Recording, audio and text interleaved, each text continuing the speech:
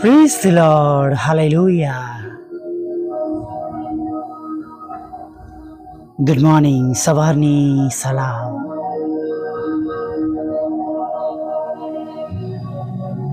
પ્રભુ બાપ આપ સર્વને પુષ્કળ આશીર્વાદ આપો.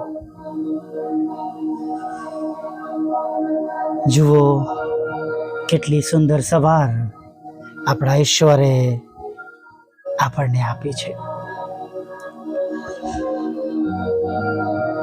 જ્યારે તમારી પાસે આ ઓડિયો આવશે ત્યારે તો હજી ઓક્ટોબર માસના પણ પૂરું થવાના 4 દિવસ બાકી છે. આજની આ વરસાદી સવાર છે. પૂરી રાત વરસાદ વરસ્યો છે, એક ઠંડક છે. અને આપણા ઈશ્વર ગજબના છે.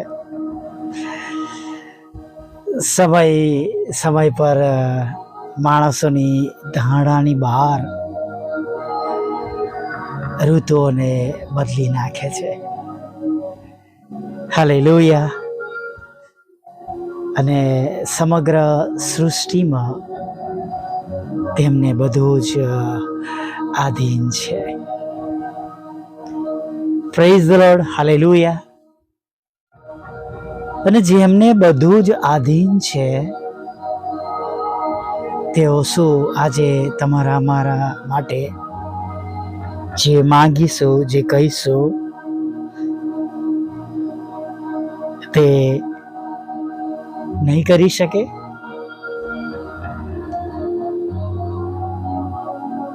Praise the lord. હાલેલુયા. ખરેખર વાલા મિત્રો, જે ઈશ્વર પર આપણે ભરોસો કરીએ છીએ, જે ઈશ્વર પર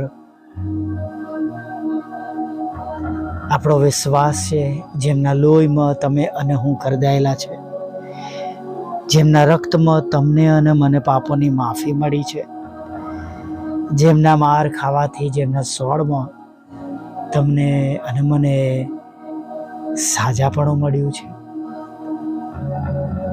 અદ્ભુત બાબતો છે વાલા મિત્રો.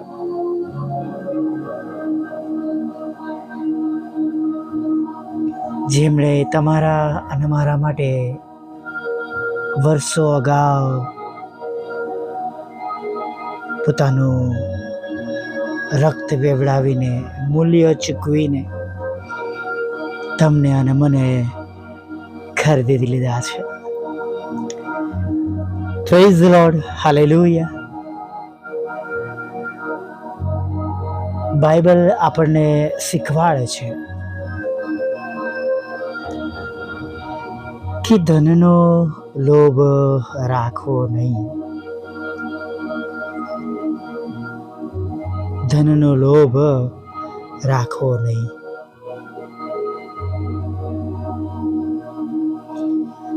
13મી સદીની આ વાત છે. એ સમયમાં એક બાદશાહ થઈ ગયો, જેની પાસે પુષ્કળ ધન દોલત હતી.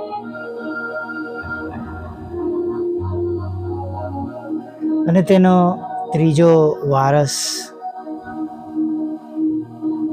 એ ધનનો ખૂબ લોભી, લાલચુ અને સંગ્રહખોર હૃદયનો હતો. ધન દોલત તેમનાથી છૂટતા ન હતા.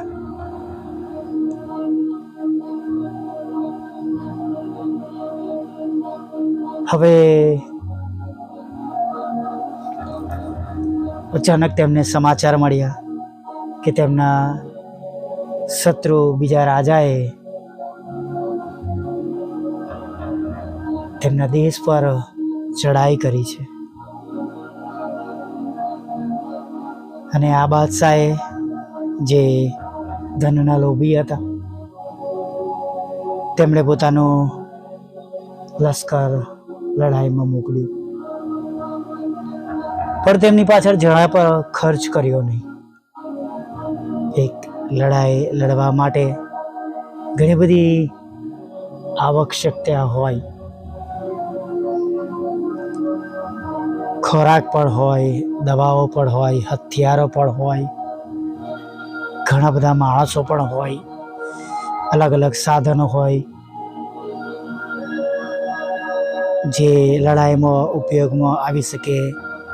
એ પ્રાણીઓ હોય અને ઘણું બધું રક્ષણાત્મક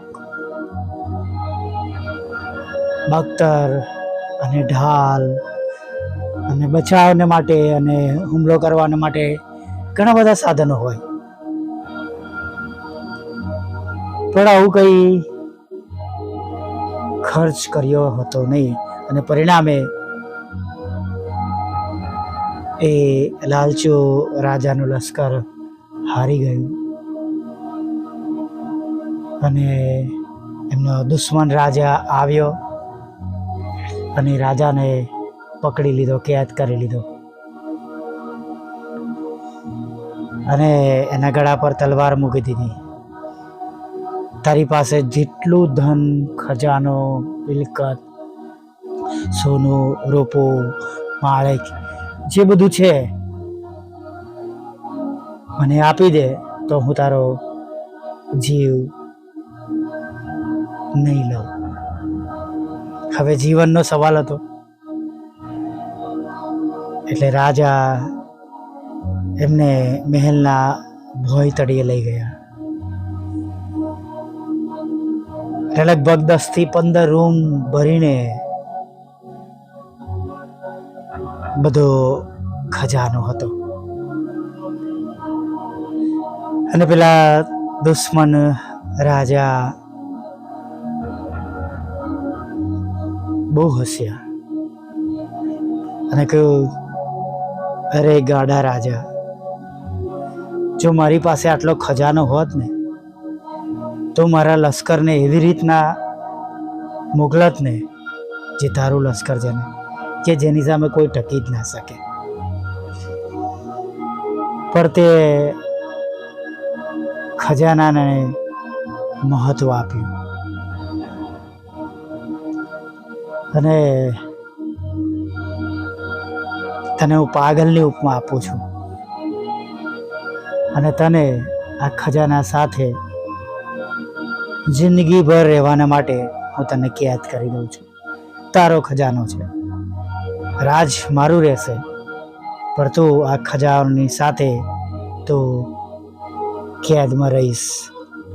એ જ તારી શિક્ષા છે. તને ન તો પાણી મળશે ન તને ખોરાક મળશે. બસ આ ખજાનો ખા, પી અને એમાં તું આનંદ કર. કેમ કે તે આ ખજાનાનો ઉપયોગ ન કરવાથી અથવા ઘણા બધા તારા લશ્કરોના માણસોનો તે ભોગ લીધો છે. તારી લાલચમાં લગભગ 29 દિવસ સુધી એ રાજા ભૂખે તરસે જીવ્યો અને ત્યારબાદ ખજાના પાસે મરણ પામ્યો. આ પ્રસંગ કથા તાત્પર્ય આ છે કે ધનનો લોભ રાખવો નહીં. બાઇબલ પણ શીખવાડે છે તમારા માટે આકાશમાં દ્રવ્ય એકઠું કરો. Praise the lord, hallelujah. આવું પ્રભુની સ્તુતિ કરતા જીવતા ઈશ્વરના ચરણોમાં નમી જઈએ. ભલા પ્રભુ, અમે સ્તુતિ કરીએ છીએ અને તમારો પુષ્કળ આભાર માનીએ છીએ. દરરોજ એક સુંદર સવાર આપો છો અને દરરોજ સુંદર સવારમાં તમે અમને શિખામણ આપો છો, તમે શીખવો છો પ્રભુ. અને ઘણી બધી વખત પ્રભુ તમારા શિક્ષણ દ્વારા પ્રભુ અમને એક નવું જીવન મળે છે, નવું વિચારવાના માટે, આગળ વધવાના માટે, તમારી પાછળ ચાલવાના માટે અને અનંત જીવન મેળવવા માટે. અને પ્રભુ ઘણા બધા એવા પાપથી તમે અમને દૂર રાખો છો તમારી શિખામણ દ્વારા. તેના માટે અમે તમારો પુષ્કળ આભાર માનીએ છીએ. હા પ્રભુ, તમારો કેવળ અને કેવળ આભાર માનીએ છીએ. અમારી સાથે રહો, અમારી સંભાળ લો. દરરોજ પ્રભુ તમારા વચનો દ્વારા અને પ્રભુ તમારી દોરવણી દ્વારા તમે અમારી સાથે વાત અને વ્યવહાર કરો. અમને તમારામાં દરરોજ નવા બનાવો. અને પ્રભુ એ સર્વ બાબતો અમારાથી દૂર રાખો, અમારા જીવનથી, અમારા કુટુંબથી, અમારી સેવાઓથી. તમે આપેલા ઉપરના જ્ઞાનથી પણ તમે અમને સુરક્ષિત રાખો, બચાવો. અને જે કંઈ બાબતો અયોગ્ય છે, તમારા સેવિકાઓ, તમારા બાળકો, દરેક વિશ્વાસીઓ જેમની વિરુદ્ધમાં કંઈક ને કંઈક નુકસાનરૂપ છે, તકલીફ આપી રહી છે, તકલીફ ઉત્પન્ન કરી રહ્યા છે, તો પ્રભુ તમારી મોટી દયા, કૃપા અને કરુણા તમે રાખો. અને જેના થકી, જેના દ્વારા પ્રભુ જે કંઈ યોજનાઓ હોય પ્રભુ શત્રુ શૈતાનની, પ્રભુ એ તૂટે, દૂર થાય. અને પ્રભુ તમારા બાળકો સુરક્ષિત રહે પ્રભુ, એવી અમે પ્રાર્થના કરીએ છીએ. હા પ્રભુ, યશાયા 54:17 પ્રમાણે પ્રભુ તમે તમારા બાળકોનું રક્ષણ કરજો. અને જેમ તમારું વચન કહે છે, જે કોઈ તમને અડકે છે મારી આંખની કીકીને અડકે છે, પ્રમાણે પ્રભુ તમારા સર્વ બાળકોની તમે સંભાળ લો, કાળજી લો. આજે સવારથી લઈને આખો દિવસ પ્રભુ, જ્યાં સુધી પ્રભુ આ દિવસ અમે પસાર ના કરી રહીએ અને સલામત પ્રભુ તમે આપેલા આરામના સમયમાં રાત્રિમાં ન પહોંચીએ ત્યાં સુધી સતત તમે અમારી નિગરાની કરજો પ્રભુ. અમારી સાથે રહેજો, અમને દોરવણી આપજો, અમને ખોરાક, વસ્ત્ર, અન્ન, પાણી આપજો. અમારા નોકરી, ધંધા, રોજગારને પ્રભુ તમે ખૂબ ખૂબ આશીર્વાદિત કરજો પ્રભુ પિતા. જે સ્ત્રોત તમે અમને આપ્યો છે પ્રભુ આવકને માટેનો, એ આવકના સ્ત્રોતને તમે આશીર્વાદિત કરો. તમારા સેવક અને સેવિકાઓની સેવાઓને આશીર્વાદિત કરો પ્રભુ પિતા. હા પ્રભુ, જે પણ માધ્યમથી તેઓ કામ કરી રહ્યા છે, સર્વ માધ્યમોને આશીર્વાદિત કરો. તેમના ઘરોનું ભરણ પોષણ કરો, તેમના જાનમાલનું રક્ષણ કરો પ્રભુ, એવી અમે પ્રાર્થના કરીએ છીએ. દરેક પ્રકારના માદાઓને પણ તમારી પાસે લાવીએ છીએ પ્રભુ.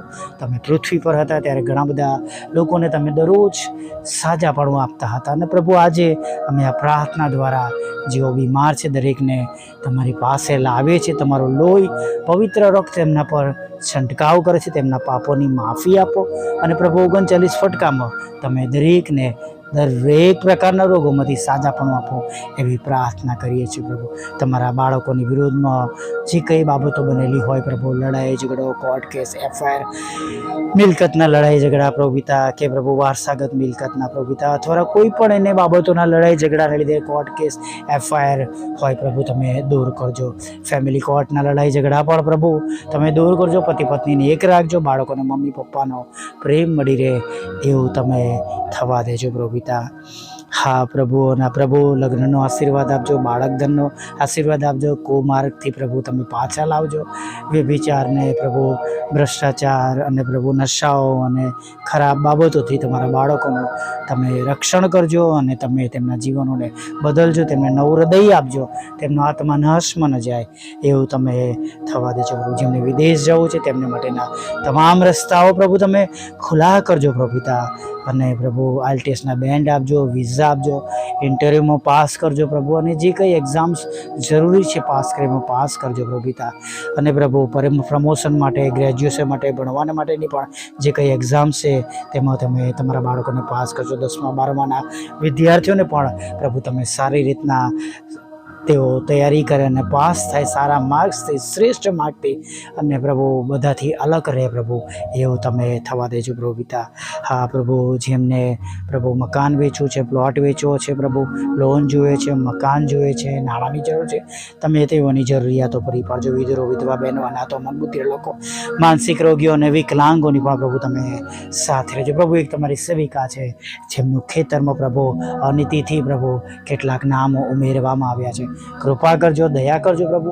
એ ખેતર પ્રભુ તમારા સેવક સેવિકાઓનું છે, તમે તેમને પાછો અપાવજો પ્રભુ પિતા. હા પ્રભુ, અમારી પણ બધી જરૂરિયાત પૂરી પાડજો પ્રભુ પિતા. મિનિસ્ટ્રીની જરૂરિયાત પૂરી પાડજો. તમે જેમ પ્રભુ યોગેશની પ્રાર્થના સાંભળી, હાન્નાની પ્રાર્થના સાંભળી, કે રાજાની પ્રાર્થના સાંભળી પ્રભુ, એ મને પ્રભુ અમારા માટે પણ મિનિસ્ટ્રી માટેની બંને બાબતો માટે અમારી પ્રાર્થનાઓ સાંભળજો. આગળના સમયમાં મારી સાથે રહેજો, પાપોની ક્ષમા કરજો, ખોરાક વસ્ત્રણ પાણી આપજો, અને સાંજે આભાર મંત્રી આવજો. માગતા પ્રભુ ઈસુમાં આટલું સાંભળો દેવ, આપ માન્ય કરજો. આમીન, આમીન, આમીન.